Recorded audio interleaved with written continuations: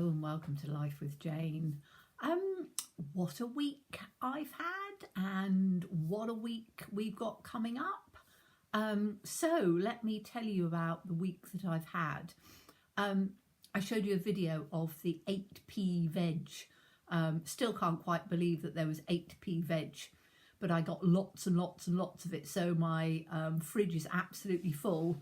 And I'm doing lots of things. At the moment, I've just done myself I had some sausages. So I have done 3 meals because I always try and batch cook.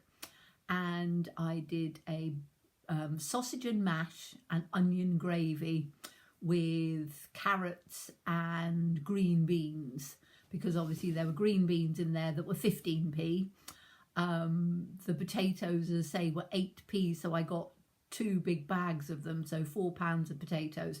So I thought, oh, I'll do a nice creamy mashed potato with sausages, onion gravy, because I absolutely love onion gravy with sausages.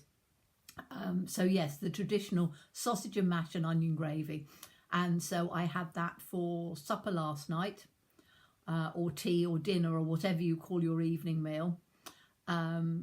And I've got it for tonight and I've got it for tomorrow. So I have it for 3 nights because I've done it for, it divides into 3.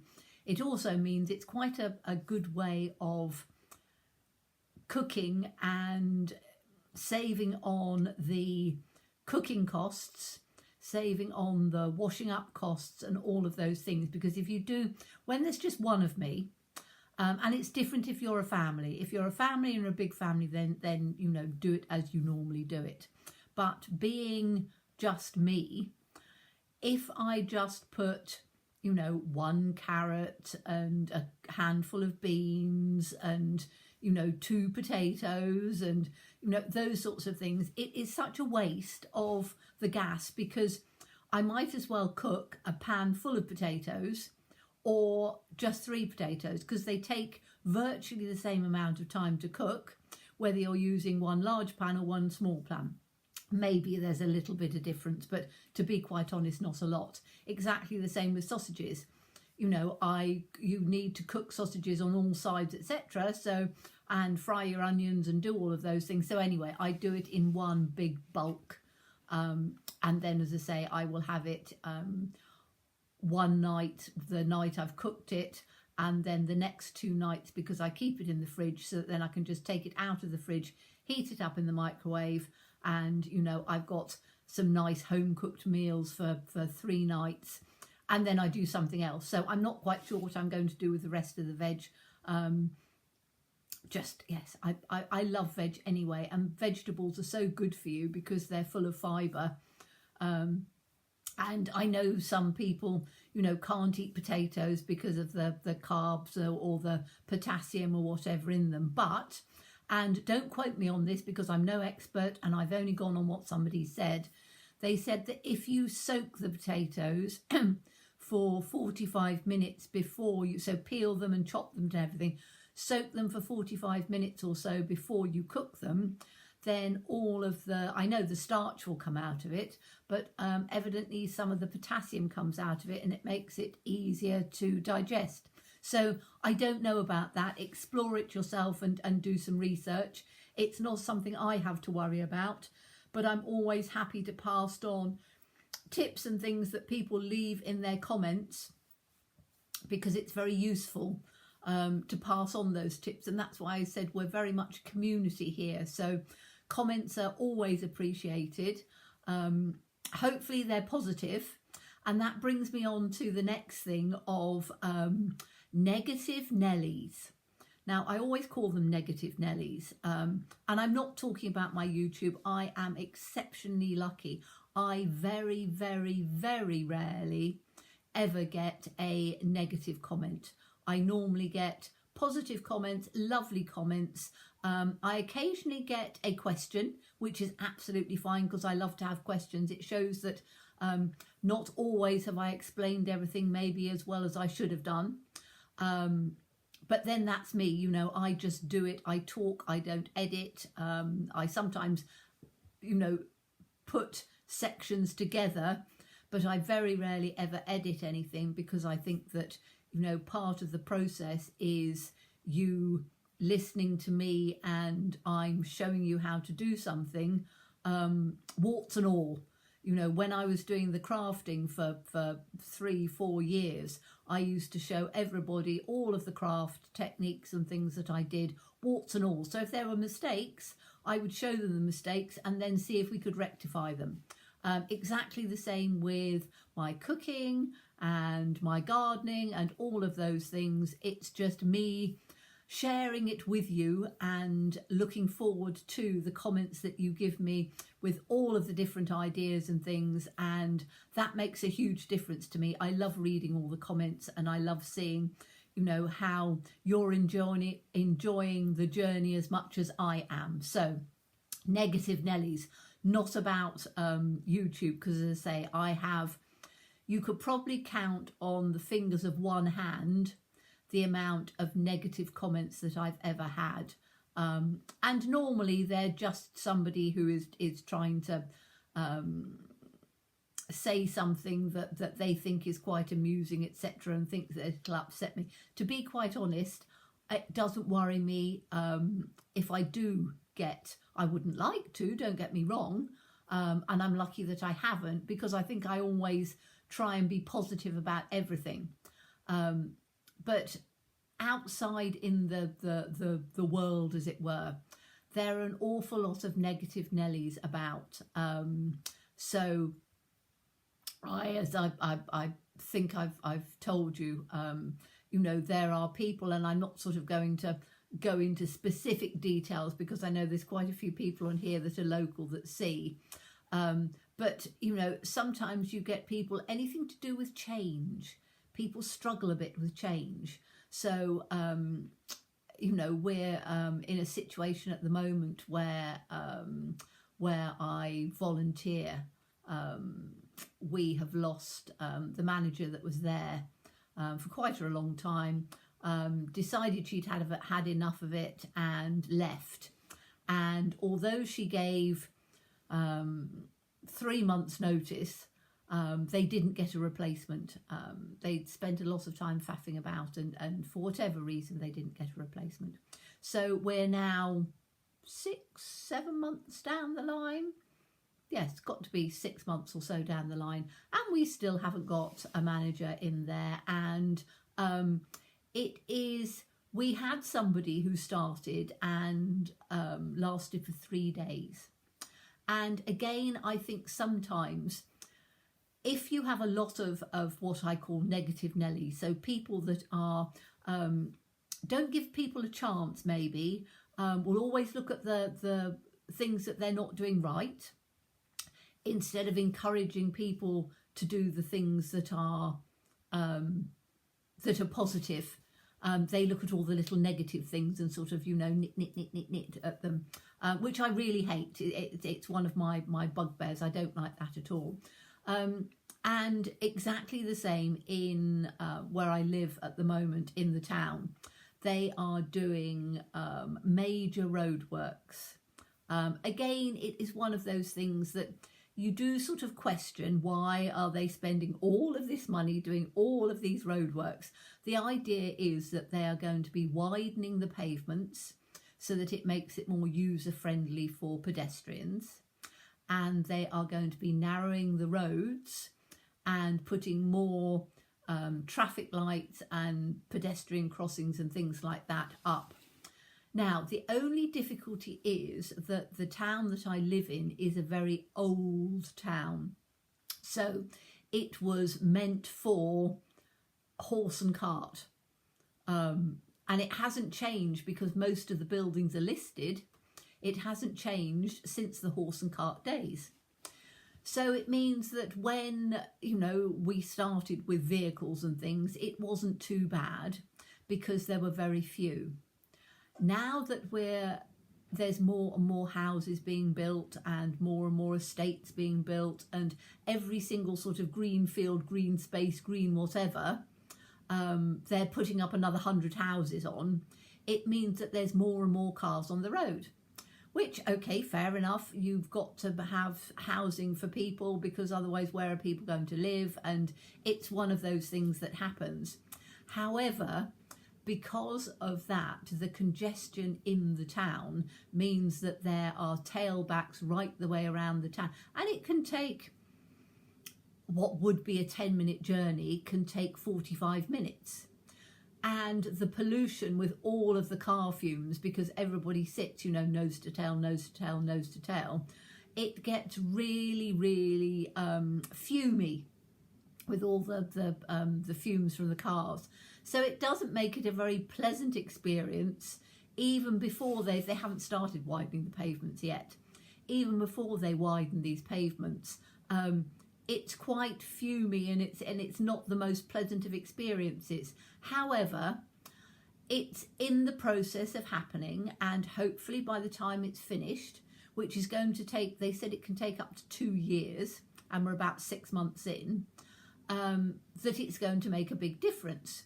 So a lot of people are incredibly negative about it, and it's like, oh, it's going to kill the town, oh, it's going to do this, oh, it's going to do whatever, rather than just turning around and going, okay, fine, it's not very pleasant, we don't like it very much at the moment, but let's see what's going to happen and see if it's going to be better when it's finished. Let's leave it until it's finished before we make our comments. But as I say, it's not the way people are. People will always try and find one little negative thing to talk about. It's a bit like when, if you have a really good shopping experience somewhere, so if you've bought, I don't know, a washing machine or a tumble dryer or a large electrical appliance, a Hoover, a vacuum, a Dyson, whatever, and you have a really good experience in the shop and you've brought it home and you've used it and it's working absolutely fabulously. We don't always talk about that because we expect that to be the norm. However, if there's something that's gone wrong, so if we've had a bad experience, if somebody's been a little bit rude or a little bit tetchy, or we've tried to buy something and they didn't have it in stock and they should have had it in stock, we will make a great big fuss about that and tell everybody about the one bad experience, and yet we very rarely tell people about the good experiences. So again, it's that negative Nelly attitude.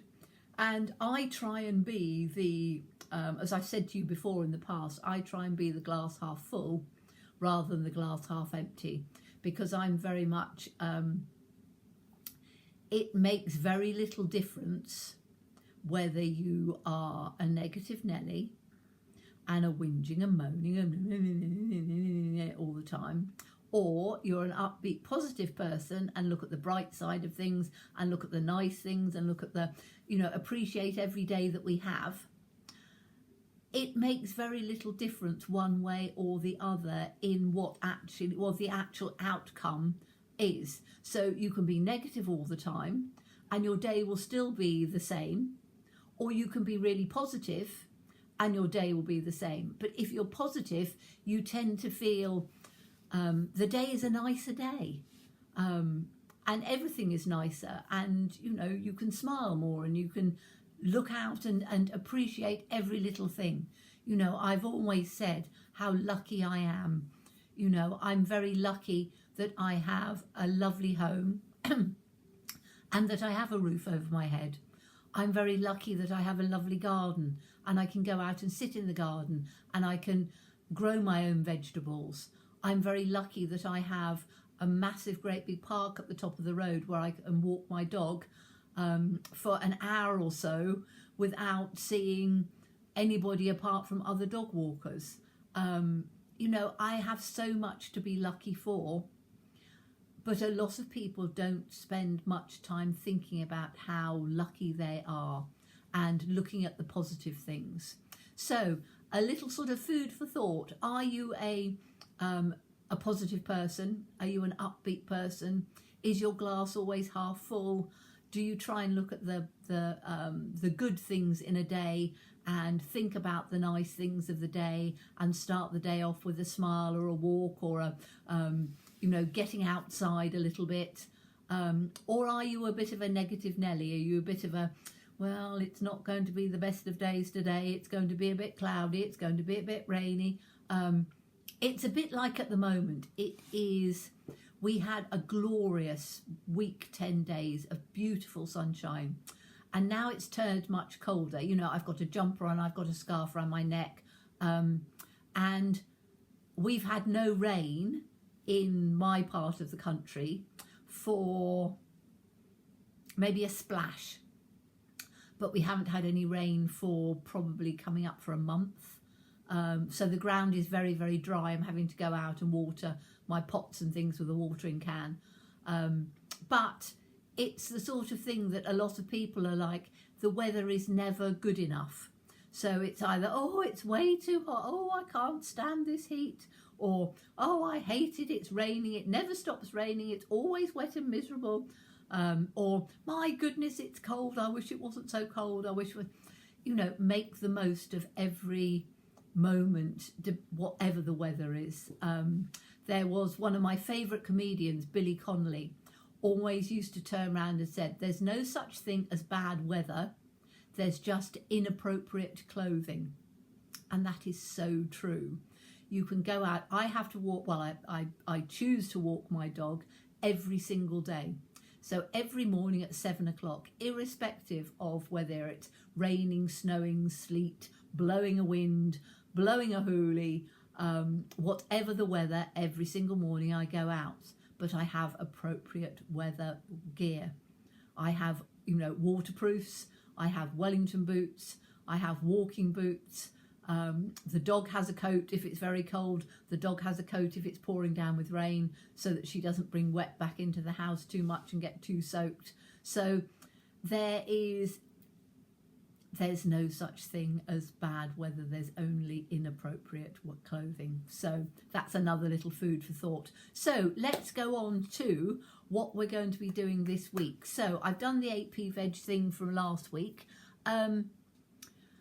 Wednesday in fact I've already done it today, because there's me turning around and saying that I don't think that it's going to rain. The forecast this week is for showers. So I thought today, even though it was overcast, and it being a bank holiday Monday, so I'm going to be, in my mind, I'm going to be a day late this week.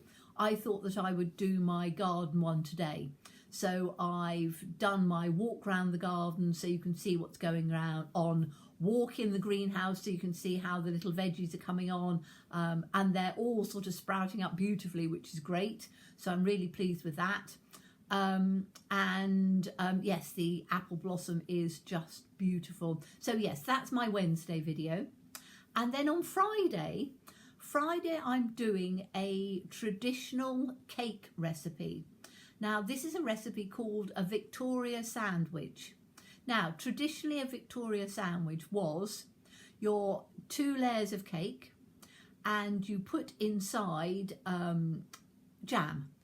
So you made your own jam, put jam inside, and then you just did a dust of icing sugar over the top. That is a traditional Victoria sandwich.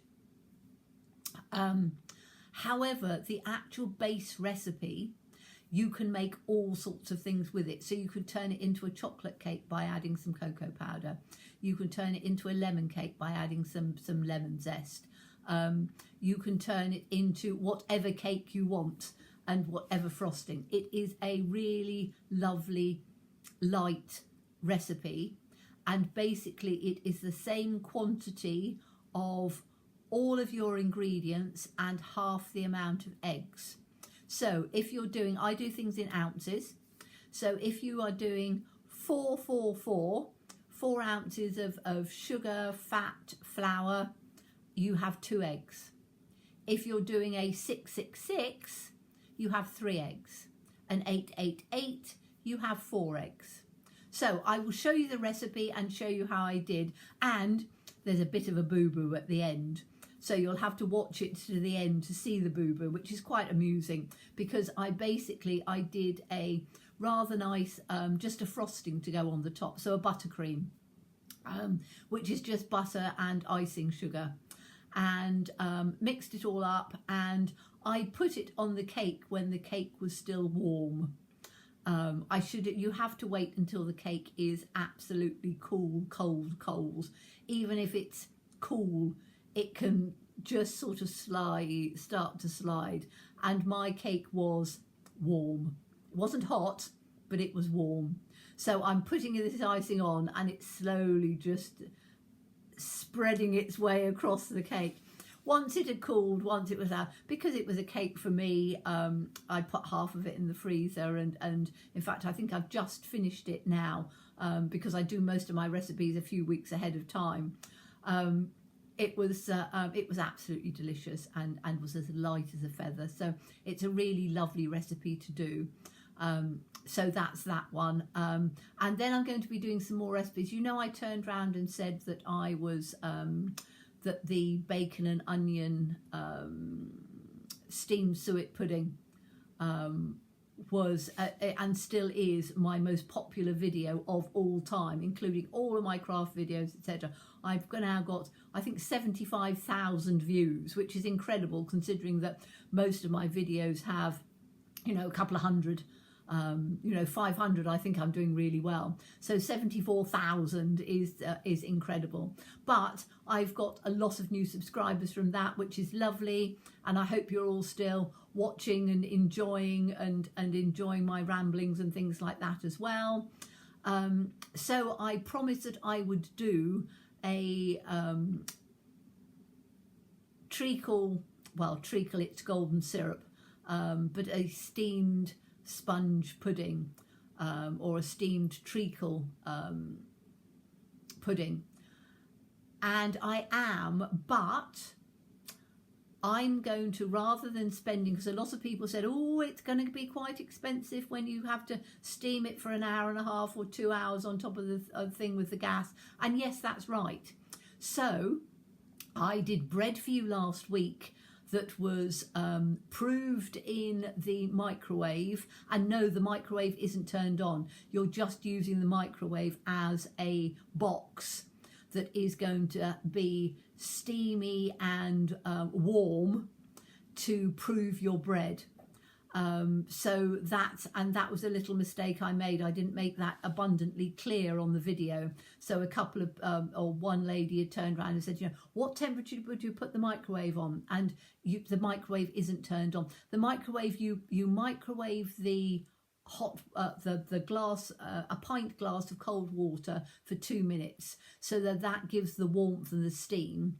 And then you just put the bread mixture in there to prove, because it's a cool box. Because if you're in a part of the country like I am, I have a combi boiler now rather than the old-fashioned an airing tank and an airing cupboard. I used to do my bread and I put it in the airing cupboard because the airing cupboard was always quite warm. But now we have combi boilers. And the house stays, I've got an old house, so it stays quite cold most of the time, apart from the heat of the summer. So I find baking bread, proving bread on the side, can take hours and hours and hours and hours. So this is a great way of doing it. And then I cooked it in the air fryer. So I can now bake bread from opening the packet of flour to go in to actually being able to slice it in, well, it'll be hot, but slice it in less than 2 hours. So, which is an incredible thing to do. So this steamed pudding, you can make it, and I will explain, you can put it on the stovetop in a steamer and steam it for an hour and a half to 2 hours.